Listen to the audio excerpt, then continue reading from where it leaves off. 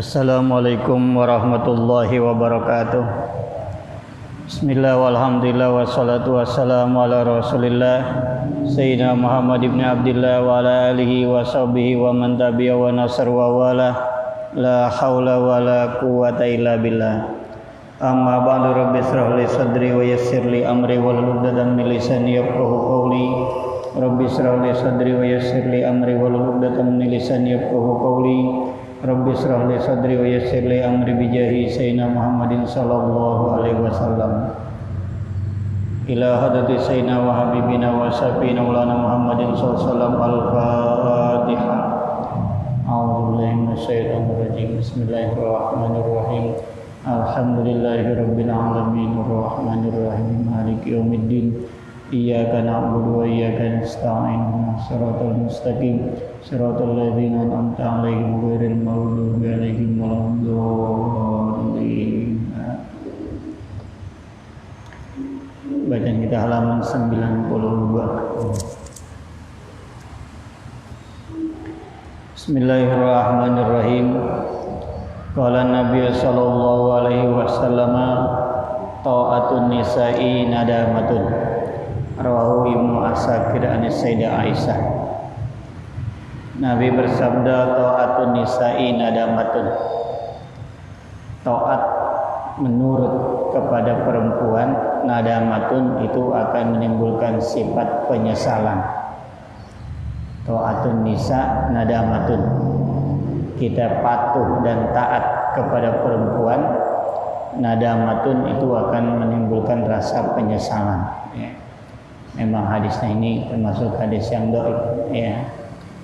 Tapi dimaksudkan ta'atun nisa ini kita terlalu patuh, ya, kepada perempuan. Hukama mengatakan man ata'a arsahu lam yarfa darajatahu atau nafsuhu. Siapa yang terlalu taat kepada istrinya, ya, lam yarfa nafsu, maka tidak akan tinggi derajatnya atau mulia derajatnya. Ya. Artinya Allah mengatakan itu ar-rijalu qawwamuna 'alan nisa, bahwa laki-laki itu menjadi pemimpin bagi perempuan. Taat di sini ya kepada perempuan itu kita terlalu gampang diatur dan sebagainya, bahkan kita yang ngalah, ya. Karena dikatakan man ata'a arsahu asrahu, ya, lam yarfa nafsuhu. Barang siapa terlalu taat kepada istrinya, tidak akan lam yarfa, tidak akan naik, tidak akan tinggi derajatnya, karena kita akan hidup di bawah perempuan. Walaupun ada memang bagian-bagian tertentu yang kita harus ikuti, ya. Tapi tidak pada prinsip-prinsip itu kita ikuti, ya. Itu ta'atun nisa nadamatun. Qala Nabi sallallahu alaihi wasallam, ta'atullahi ta'atul walidi wa ma'siyatullahi ma'siyatul walidi. Rawahu at-Tabarani. Nabi bersabda, taat kepada orang tua.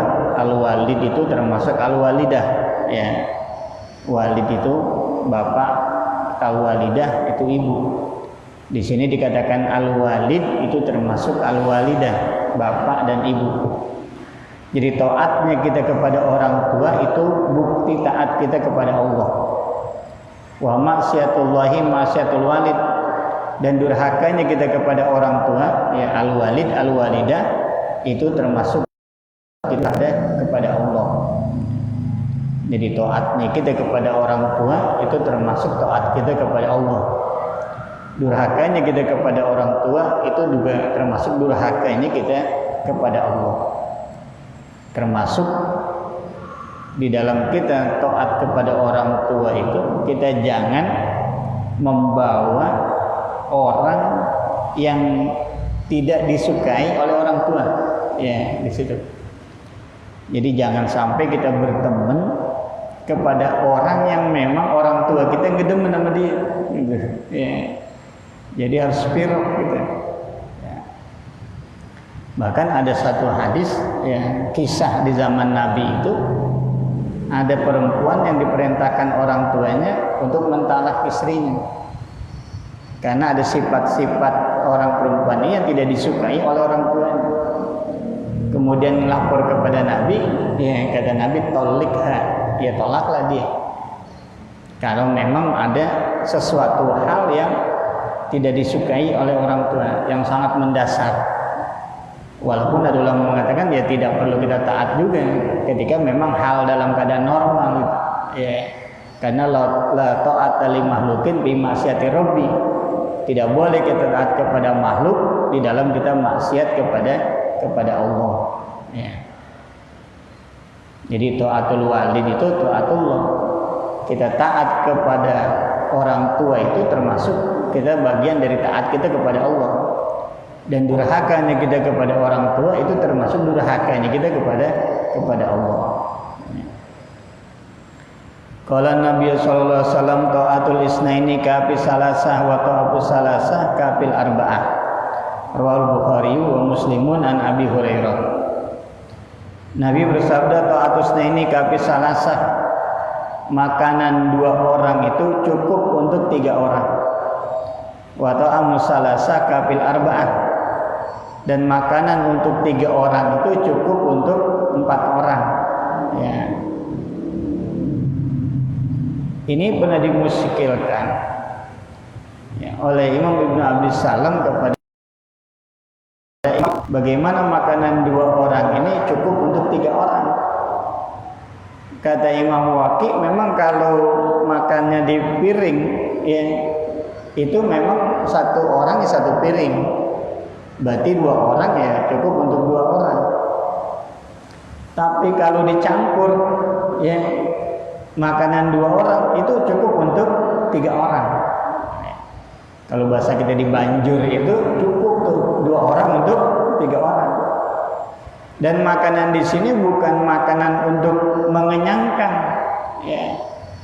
Kalau makanan mengenyangkan ini nggak cukup. Kalau kita buat 3 orang, buat 2 orang. Kalau buat mengenyangkan, ya. Tapi ini makanannya lil makarim, untuk penghormatan. Ya. Bukan tujuannya untuk mengenyangkan. Kalau mengenyangkan nggak bakal cukup, apalagi ukuran kita. Kita buat 2 orang, buat 1 orang, ya 3 orang buat 2 orang. Tapi litaknya untuk makanan penguatan itu cukup 2 orang untuk 3 orang. Ya. Karena dasarnya kita makan itu bukan untuk mengenyangkan, tapi untuk menguatkan. Kalau makan kita kuat untuk ibadah udah cukup, berhenti. Makanya Nabi itu makan berhenti sebelum dia kenyang. Semuanya sehat badannya. Ya. Jadi dasarnya kita makan itu litakwiyatil ibadah, untuk menguatkan ibadah. Kalau dengan segitu ibadah kita udah kuat, ya cukup udah, berhenti. Tapi kita kalau belum warang banget, belum kenyang banget, ya kagak berhenti. Kalau ukuran kita, ya, belum berhenti. Ya. Jadi makanan 2 orang cukup untuk 3 orang kalau dicampur. Ya, jatah 2 orang masih bisa untuk 3 orang. Wa ta'amus salasa kafil arba'ah. Makanan untuk 3 orang masih cukup untuk 4 orang. Ya. Jadi ini makanan tujuannya bukan untuk mengenyangkan, tapi lil makarim, untuk tujuan penghormatan. Ya. Jadi dasarnya kita makan itu litakwiyatil ibadah. Makanya kita makan itu selalu diniatkan. Memang al-maqsudul muhimmu lin niyat itu tamyizul adat lil ibadah wal ibadah. Tujuan terpenting niat itu bedakan mana ibadah, mana adat. Tapi termasuk di sini juga adalah pada perkara-perkara yang sifatnya mubah. Pada perkara yang sifatnya mubah juga itu tergantung pada niat kita. Ya. Kal akli seperti makan, wan naumi, dan tidur. Makan itu perbuatan mubah, tapi kalau kita niatkan makan itu litakwiyatil ibadah, maka Jadi makan itu sebagai ibadah. Tidur juga itu perbuatan mubah, tapi kalau tidur diniatkan lil ibadah, itu juga jadi ibadah. Termasuk wasilun litaqarrub, sesuatu yang menyampaikan kita kepada taqarrub, kepada ibadah, kepada takwa, itu juga termasuk ibadah walaupun hukum dasarnya mubah. Ya, hukum dasarnya mubah yang tidak ada hubungannya dengan pahala dan dosa, itu mubah. Tapi kalau diniatkan untuk ibadah, maka jadi itu ibadah. Jadi setiap kita makan itu, minum itu niatkan. Saya makan niat supaya kuat ibadah, maka jadi pahala itu makan kita. Termasuk tidur kita. Saya tidur supaya nanti malam bisa bangun tahajud. Ya. Itu tidur kita jadi ibadah. Sekalipun malam itu nggak bangun tahajud, ya, tidur itu sudah termasuk sedekah indallahi, di sisi Allah. Jadi semua perbuatan kita itu bisa jadi ibadah tergantung niat kita, Jadi ta'amul isna ini kafil salasa wa ta'amul salasa kafil arba'a. Makanan 2 orang itu bisa cukup 3 orang, 3 orang bisa cukup 4 orang. Ya. Itu tujuannya ilmu karim. Kalau Nabi sallallahu alaihi wasallam talibul ilmi talibur rahmah, talibul ilmi ruknul islami wa yuta ajruhu ma'an nabiyyin. Nabi bersabda, talibul ilmi, penuntut ilmu itu talibur rahmah. Itu orang yang mencari rahmat, mencari kasih sayang Allah. Ini talibul ilmi kita semua nih, talibul ilmi. Berarti kita lagi talibur rahmah, lagi menuntut rahmah. Talibul ilmi ruknul islami. Menuntut ilmu itu adalah rukun Islam. Wa yu'ta ajruhu ma'an nabiyyin, dan diberikan pahalanya itu bersama para nabi. Karena al ulama warasatul anbiya.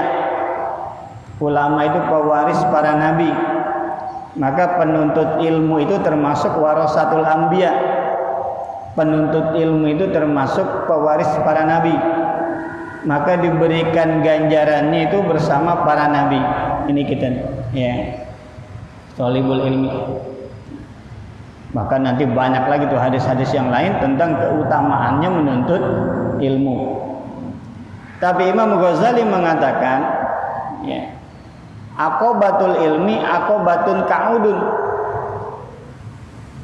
bahwa menuntut ilmu itu sesuatu yang sangat berat.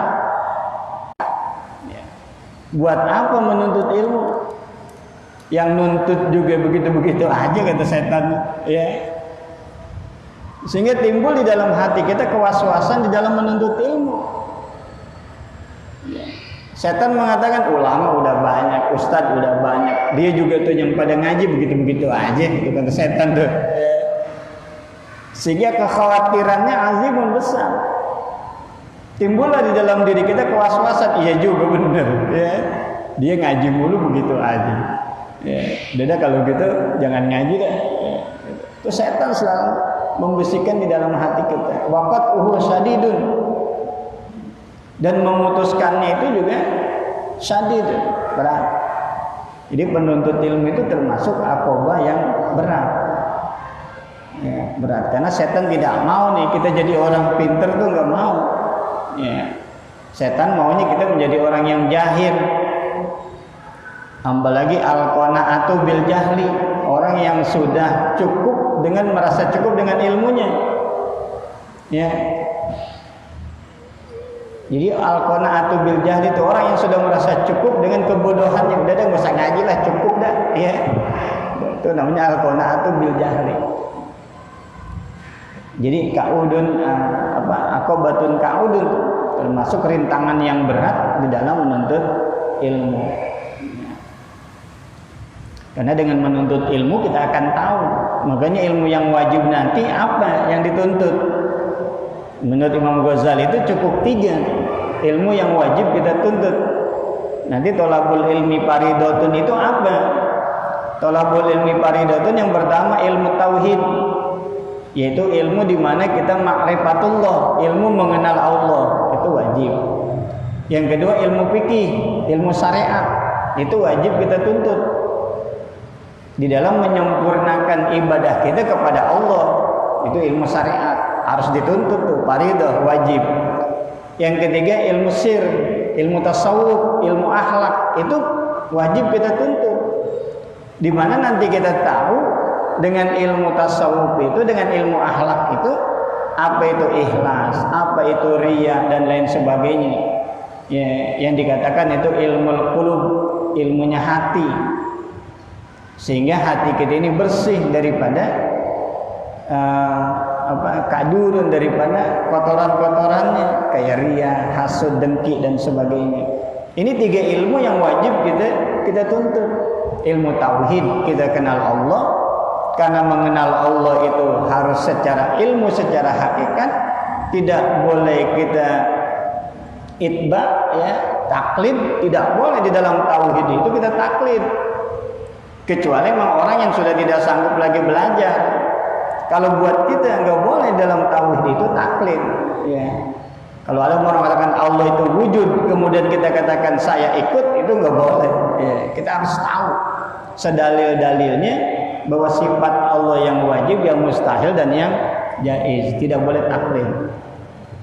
Yang kedua ilmu fikih, ilmu syariat, untuk menyempurnakan ibadah kita kepada Allah. Di fikih juga nanti banyak, ada fikih ibadah, ada fikih muamalat, ada fikih munakahat, ada fikih jinayah. Itu harus kita pelajari, ya. Jadi wa yu'ta ajruhu ma'an nabiyyin, orang yang nuntut ilmu itu ganjarannya diberikan ganjaran ma'an nabiyyin, berserta para nabi. Qala Nabi sallallahu alaihi wasallam ta'amul mu'minina fi zamanid dajjal ta'amul malaikah at-tasbihu wa taqdisu.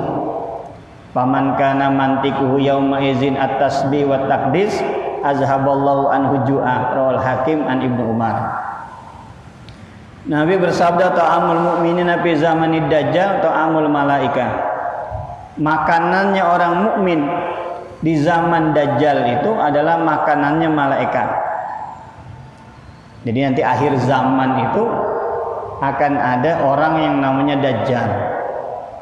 Ya, sifat-sifatnya dan sebagainya itu sudah dijelaskan bagaimana itu dajjal. Ya. Yang bermata satu, kemudian di jidatnya ada tulisannya kafaro, ya. Yang bisa melihat di jidatnya dajjal itu ada tulisan kafaro, itu hanya orang-orang mukmin. Kalau yang enggak mukmin enggak akan melihat di jidatnya dajjal itu ada tulisannya kafaro, ya. Nanti di jidatnya dajjal itu ada tulisannya kafaro. Yang lihat siapa? Al-mu'minuna, orang-orang mukmin tuh yang bisa melihat di jidatnya dajjal itu ada tulisan kafaro. Nanti dia datang menawarkan kebaikan-kebaikan yang sebenarnya itu adalah racun. Ya, orang yang tidak kuat imannya akan ikut dajjal. Ya, akan ditawarkan tuh kemanisan-kemanisan hidup. Kemudian tidak iman itu akan ikut. Kalau yang beriman tidak akan ikut dajjal tuh. Makanya harta kita nanti semua akan habis diambil oleh dajjal, sehingga kita nggak punya apa-apa. Nah ini nanti ya, kita akan kelaparan pada waktu itu. Orang-orang mukmin pada waktu zaman dajjal itu akan kelaparan. Karena kita nanti ditawarkan makanan oleh dajjal, kita nggak mau. Karena iman kita kuat. Ya. Dikasih minum kita nggak mau. Karena iman kita kuat. Kemudian makanan kita apa pada waktu itu? Kata Nabi, at-tasbihu wa taqdis. Ya. Makanan kita pada zaman itu adalah tasbih. Ya, zikir. Itu makanannya malaikat. Jadi makanan malaikat itu ya zikir. Jadi kalau kita zikir, kita udah makan makanannya malaikat. Ya, makanannya malaikat itu zikir, tasbih wa taqdis. Makanya kita diperintahkan senantiasa berlindung daripada dajjal. Ya. Di tahiyat akhir kita itu senantiasa kita selipkan doa Allahumma na'udzubika min masihid dajjal. Ya Allah, saya berlindung daripada Al-Masih Ad-Dajjal. Kemudian ulama mengajarkan apalagi?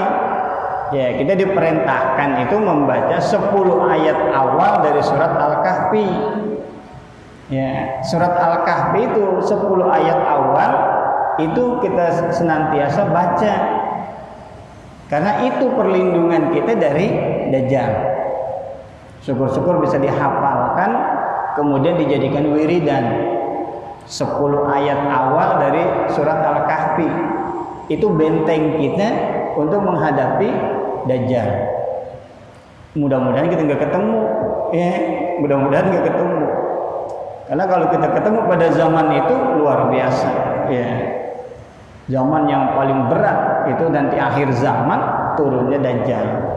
Di situ akan ada seleksi alam, siapa yang iman, siapa yang tidak iman. Yang tidak iman itu akan ikut Dajjal dengan tawaran-tawaran kemanisan yang sebenarnya racun. Yang mukmin akan bertahan pada imannya, tapi hidupnya dalam kesulitan, dalam kelaparan. Nah, kata Nabi, makanan orang mukmin pada waktu zaman Dajjal itu adalah at-tasbihu wa taqdis, yaitu tasbih wa taqdis dan ya tasbih, zikir. Paman kana mantiquhu yauma idzin at-tasbih wa taqdis, maka barang siapa yang ucapannya pada waktu itu at-tasbih wa taqdis, azhaballahu anhul ju'a, maka Allah akan hilangkan rasa laparnya. Jadi kalau lapar ya zikir, ya, kalau kita lapar zikir. Kalau mau ajarkan banyak kan baca as-somadu, ya somadu, ya somadu, ya somadu, untuk menghilangkan lapar, ya. Jadi bagaimana kita membiasakan zikir tasbih pada waktu itu? Ya dari sekarang udah dilatih. Dari sekarang sudah kita biasakan hidup kita dengan tasbih, dengan zikir. Sehingga nanti tiba zamannya Dajjal pada waktu itu, lidah kita sudah terbiasa untuk senantiasa bertasbih, senantiasa berzikir. Kapan itu? Ya wallahu a'lam bishawab. Tapi di sebagian riwayat itu nanti pada zaman itu banyak perempuan yang tergoda dengan Dajjal. Ya, pada zaman itu yang banyak mengikuti Dajjal itu ya banyak perempuan. Karena lemahnya iman perempuan pada waktu itu. Sehingga banyak orang pada zaman itu kemudian mengekang anak perempuan dan istri-istrinya keluar rumah pada waktu itu. Karena dikhawatirkan kalau dia keluar rumah akan ikut Dajjal. Makanya perempuan-perempuan pada waktu itu banyak diikat kakinya supaya nggak keluar rumah. Nanti setelah era Dajjal ini cuma 40 hari itu Dajjal. Dajjal itu cuma 40 hari. Ada di bumi itu cuma 40 hari. Tapi 40 hari itu ada yang merasakan seperti 300 tahun. Ada yang merasakan seperti 30 tahun dan sebagainya, sesuai tingkatan keimanannya. Ya, sesuai dengan tingkatan keimanannya. Ada yang berasa lama banget, ada yang berasa sebentar banget. Itu tergantung imannya. Ya. Modalnya apa kata Nabi? At-tasbih wa taqdis. Orang yang senantiasa berzikir, maka insya Allah aman daripada godaan Dajjal. Salah satunya itu tadi, ya, membiasakan membaca 10 ayat di awal dari surat Al-Kahfi itu. Tiap hari baca dah tuh 10, ya. Kalau nggak kuat semuanya ya 10 aja tuh. 10 ayat awal dari surat Al-Kahfi. Itu benteng kita, penjagaan diri kita dari godaan Dajjal. Syukur-syukur bisa hafal, kita hafalkan, kita lafazkan, kita wiridkan. Ya, pokoknya sehari sekali kita baca 10 ayat itu. Mudah-mudahan itu menjadi penolong kita daripada godaan Dajjal. Kapan waktunya? Ya wallahu a'lam bishawab. Kapan turunnya? Betul. Nanti setelah Dajjal baru turun Nabi Isa. Nabi Isa inilah nanti yang akan mengembalikan pemurnian akidah setelah Dajjal itu. Ya. Qala Nabi sallallahu alaihi wasallam talabul ilmi faridatun ala kulli muslimin. Menuntut ilmu hukumnya wajib ala kulli muslimin, pada tiap-tiap orang muslim. Kalau hukum itu hanya pada laki, maka perempuan juga ikut. Ya. Makanya hadisnya tolabul ilmi faridatun ala kulli muslimin, enggak ada muslimatinnya. Ya, sering orang baca ala kulli muslimin wa muslimatin. Padahal teksnya cuman tolabul ilmi faridatun ala kulli muslimin. Kenapa? Kalau hitobnya itu kepada laki, maka perempuan ikut. Tapi kalau hitobnya kepada perempuan, laki nggak ikut. Gitu. Jadi hukum itu kalau hitobnya laki, perempuan ikut. Kalau hitob hukum kepada perempuan, ya laki nggak ikut. Gitu. Jadi ala kulli muslimin, ya hitobnya wa muslimatin. Faridatun itu ada fardu ain. Fardu ain yang mana? Yang 3 itu tadi. Ya. Tauhid, fikih, tasawuf, itu akhlak. Itu 3 yang fardu ain, selebihnya fardu kifayah. Fardu kifayahnya tergantung kita mau sedang menjalankan apa, yaitu ilmu yang kita tuntut. Wa inna talibal ilmi yastaghfiru lahu kullu syai'in hatal hitanu fil bahri. Bahwasanya bagi penuntut ilmu itu yastaghfiru lahu, memintakan ampun baginya kullu syai'in, tiap-tiap sesuatu, hatal hitan bil bahri, sampai ikan di laut. Tuh, ya. Ini kita lagi dimintakan ampun nih. Oleh siapa? Kullu syai'in, semuanya nih minta ampun buat kita, talibul ilmi. Apa aja tuh? Yang di langit, yang di bumi nih. Ketika kita duduk di majlis ini sampai nanti kita bubar, itu yastaghfiru lahu, minta ampun buat kita. Makanya keuntungannya talibul ilmi di sini nih, ya.